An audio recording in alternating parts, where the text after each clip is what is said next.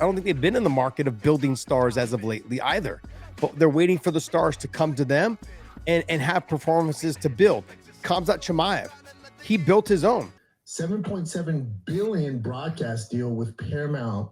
Pay-per-view model will end in 2026. No, it will not. When they had a pay-per-view model, were forced to build stars in order to get money based off pay-per-view. They got rid of that model because they're done building stars. Those days are done. It's not good. None of this is good. It's good for Dana. It's good for TKO. It's good for the shareholders. This is all bad for the fighters in every facet. Then you might say, well, they're going to get more exposure being on Paramount Plus and people don't have to pay for it. You're right. But remember, more exposure doesn't mean more money. And now we're here. And they've doubled their revenue.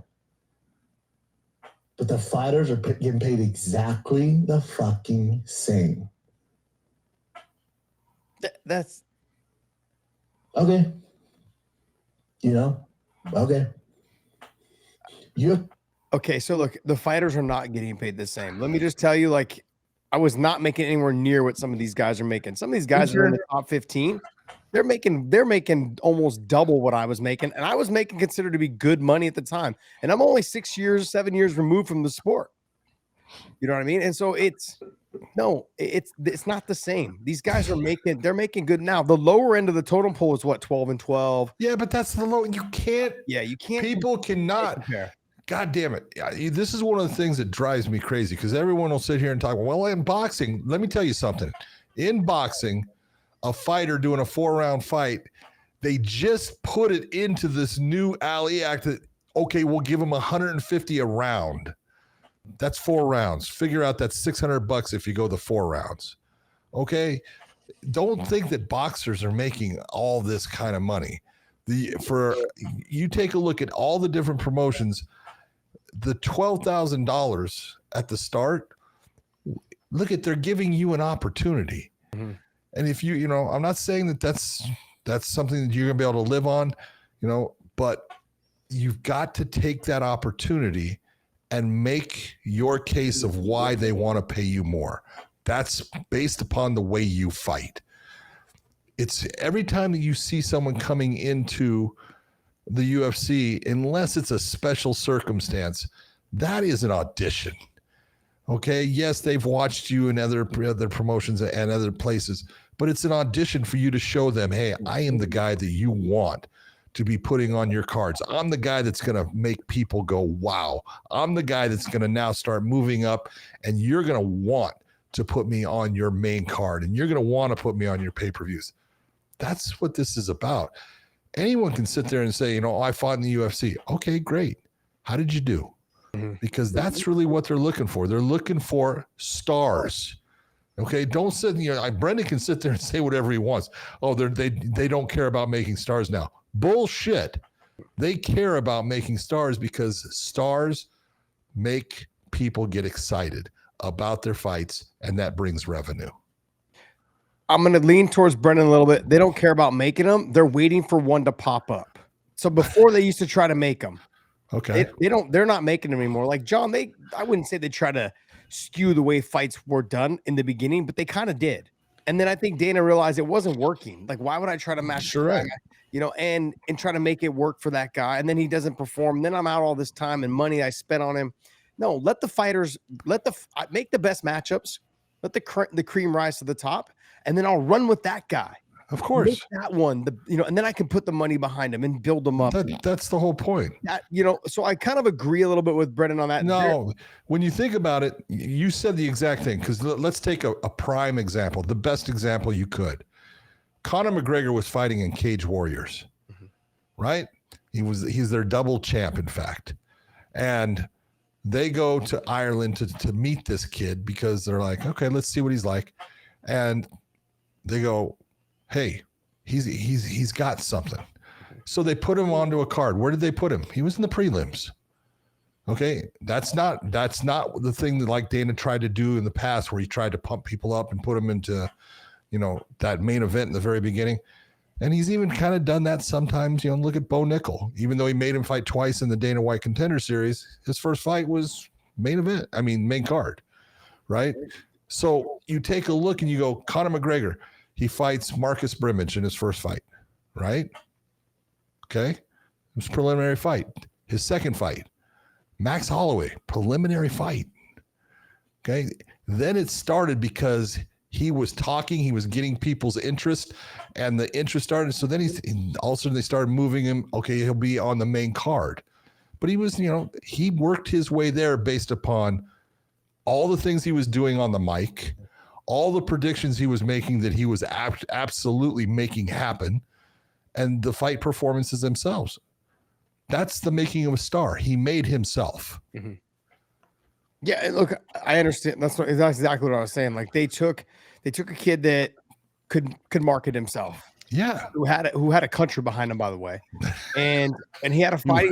The only thing they did do was they matched him up against favorable matchups. Max was a tough fight. I get it. I understand that, but I'm simply saying though it was mainly a stand-up guy. They knew he was a stand-up guy. He's fighting another stand-up guy. Let's see what happens. And let's see the best fighter fight. Like they're gonna have these two guys. They want to see an entertaining fight. You put Max and him together, you got an entertaining fight. They knew what they were doing. They weren't gonna really match him up against guys that were wrestlers because they knew that he was mainly a stand-up guy, and that's how they'll help you along. Yeah, but they're not pushing you and marketing you and doing too much with you until you start showing that you're worth it. There you go. Whereas in the beginning, they were doing everything they could to market every single person that had any type of reputation or any type of good look to them. They were using the fucking ring card girls. Remember that? They were trying to use them for every little thing they could do to try to bring more spotlight to the sport. Then they realized they're like, man, just let the fights do the talking. That's what we are. We're a fight promotion. And once they started doing that and they started seeing the guys that were rising, then they started taking care of those guys. And then they started putting more money behind them and trying to make them stars. That's when their promotion took off. You had Stephan Bonner and Forrest Griffin that really catapulted it all. But you also had guys with mohawks and tattoos on their heads, and bleached blonde hair and Tito Ortiz's. You had Chuck Liddell's. You had guys that could go out there and put on a great show and had a look to them. But they still had to let the fighting do the talking. That's it. And that's what they did. So with Brendan, I don't think that they're into the market. I don't think they've been in the market of building stars as of lately either. But they're waiting for the stars to come to them and have performances to build. Khamzat Chimaev, he built his own. There you go. Shavkat, if he could just fucking stay healthy, they'd love to build him too.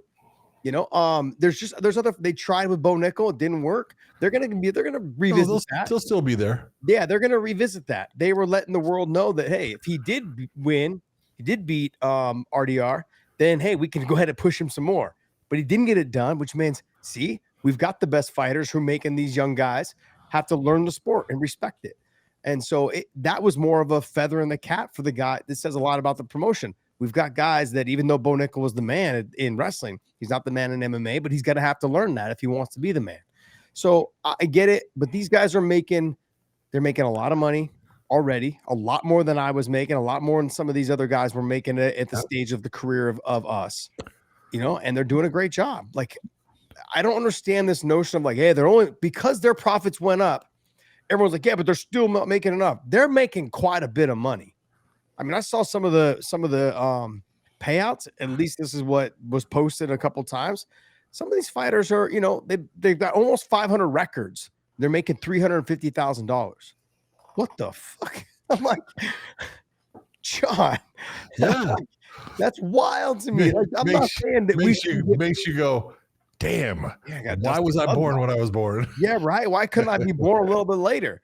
Look, I don't know way am I trying to stick up for the UFC because you guys call me UFC hater all the time, but like this is one of those things where the fighters have an opportunity to seize the moment. If they want to boycott or they want to create a union or they want to create anything, then this would be the time. Like we see you're getting paid, but they're not going to do it, John. They're going to step aside. They're going to let the promotion do their thing, and there's no reason to really continue talking about that. I see you got Ariel pulled up there. Let's see what Ariel had to say. All right. If Dricus versus Khamzat gets canceled, they will scramble to put together a marquee main event. We've seen it before, right? On like days' notice, weeks' notice. Does that same pressure exist? The tickets are already sold. Does that same pressure exist when they're not on pay-per-view, when their partner isn't selling the show on pay-per-view, when it's just on the same platform as UFC Fight Night 275. Can you pause it, The Dave? whole dynamic. Okay. So yes, they'll scramble to still do it because you have a partner that is investing $7.7 billion into your product. So yes, they will still scramble. Otherwise, that's gonna damage that relationship. That's one. Two is if you just cancel that main event without one side of it being on, you have to refund those tickets. Refund the money. You have to refund the money. You have to give the people the option to take their money back if both fighters on the main event are off the card. So yes, this look. This to me is fear mongering, and we get a lot of that these days on the internet. I think they would still look at $7.7 billion. They're going to do whatever they can to make these people happy. They're going to try their hardest, and they've got other avenues to make more money. Oh, have they not had cards go bad even at the Apex, and they've done everything they can to scramble to get a new a new main event stuff? They're not going to change their business model of what they do and how they do it based upon now they're with the CBS Paramount deal. That's not going to change. No, there is a little bit that does concern me that it may change a tiny bit. The CBS model, because we've been on CBS, and that model scares me a tiny bit because they only like to have that 3-hour window. Like it's a 2.5 to 3 or like 2.25. Or normally they would try to do a 2-hour window. Yeah, and so it needs to be longer. And it needs to be longer. That's one. Two is when they had the 2-hour window, they only wanted 3 fights or 4 fights. If it was 2 title fights, it would only be 3 fights. If it was 1 title fight, they would do 4 fights. Are they going to get away from that? Yes, because if there's one thing that the UFC has shown and Dana has showed, he does not allow the company that he is going to partner with, because that's the way he looks at it. And it is, he's partnering with his promotion and their media production, basically, as far as putting it on the tube. He's never acquiesced to, okay, well, we do it our way. He always says, nope, we do it our way. And that's the way it's going to be. And we're not going to change. That has never, ever, ever happened where he's changed. And so he's not going to change. There's not a doubt in my mind. There's nothing that's going to change with this. Absolutely not. He's like, look, my product and what I've produced and what I give all the other business partners we've had before has been successful. And the proof is in the pudding. That's why you're paying me $7.7 billion to make the right calls. And so do you think that they're going to give him the 3 to 3.5 hour window? Of course they are. Absolutely.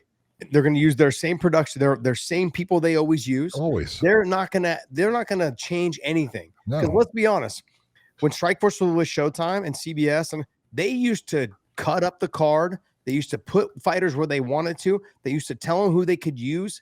Like it was all the time. They took the matchmaker for Strikeforce would bring a card and have to show it to the Showtime people, and they would have to approve it. And many times they didn't. No, they cut it up. Oh yeah. And it was an absolute calamity. And that actually did happen with Dana and Showtime when the UFC bought Strikeforce, because Showtime still had, and they said, oh no, we get to have, a say. And he goes, you're going to have a very short say. Yeah. And that, that happened. So he's been there, and there's no way that he's not going to have it to the exact way that he knows I need this much time and we're going to put on this many fights.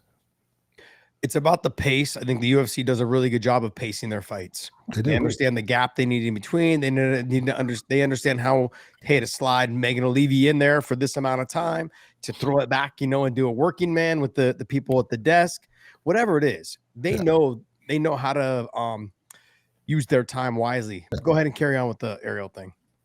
Is going to change. And oh, by the way, if we are in fact killing pay-per-view, and that's what they said, that's it. It's dead. It ain't coming back. In 7 years, you can't put that toothpaste back in the tube. That's it. We're done. We're out of the pay-per-view business. And the UFC was the last commodity left. The last commodity left that was a consistent pay-per-view draw, if you will.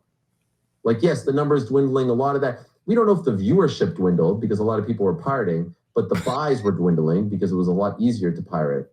But now you can't go back. In 7 years, you can't decide you want to do this differently and go back to the old way. Once you've already told people that you don't have to pay anymore and you've touted the fact that we want to save you money, you cannot go back. So it's very fascinating to see the trickle-down effect. The idea. Okay. So you can go back. I was going to say, yes, they can. You can. You definitely can go back, but you're gonna have to deliver something that they've never seen before. You know, it's gonna have to be on the White House lawn. It's gonna have to be on, you know, on the platform of a what are those aircraft carriers? It's gonna have to be something that has never been done before, and that's what you're gonna have to do. Like if you were to say, "Hey, we're having an event at the Sphere for the first time," and we did, people would tune in. Yeah. You know, and that's what you're gonna get. Like, yes, pay-per-view can be put back. It can be put back in the bottle. Yeah.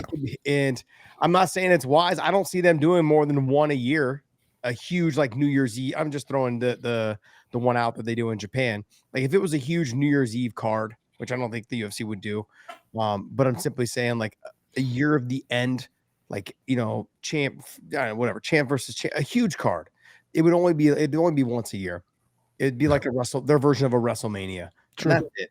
And it's gotta have to make sense with the talent and the fighters that are matching up, and you've got an undefeated guy going against somebody else who's undefeated coming up, and then you've got these other fighters that are extremely interested. There's something there. But to sit there, like I said, this to me that felt a little bit more like fear mongering in terms of, and everything that he said in that seemed like fear mongering to me, because the UFC is sure maybe they're going to the CBS platform and Paramount platform. Because they're trying to make it more affordable. They probably got tired. I think a major part of it, they got tired of being pirated, for their pay-per-views, losing a ton of money, and they're guaranteed this money now. I don't think anything, like you said, is going to change for their product. It's going to stay the same. You're going to have a great product. It's going to be a great product. Everyone kept saying like, oh, well, this product is like, as of lately, the cards have been shit. Look, as of lately, the cards have been fantastic. There was some moments in there where the cards were shit, but based on the fact that the fighters just weren't delivering either. There was moments where the fighters were not delivering. On top of that, there was no name value. And a lot of people just tune those cards out because there's no name value. I'm one of those culprits that does that every once in a while. I'm like, man, I'm not watching that card. There's nobody on there. I don't even know half the guys on the field. We watch the damn fights every week. Every week. Casual at home is like, okay, I don't know anybody on this damn card. I'm not watching it. So I don't think that's going to change. Like the fight, it's up to the fighters to deliver, which they'll continue to do their best, and it's up to the promotion to do a good job of pumping them up and promoting them. But the cream's got to rise to the top. You got to try to be a star. You got to get on that mic and say something. Don't just say, "Hey, whatever the UFC wants." That's one thing that I agree with Uncle Chael.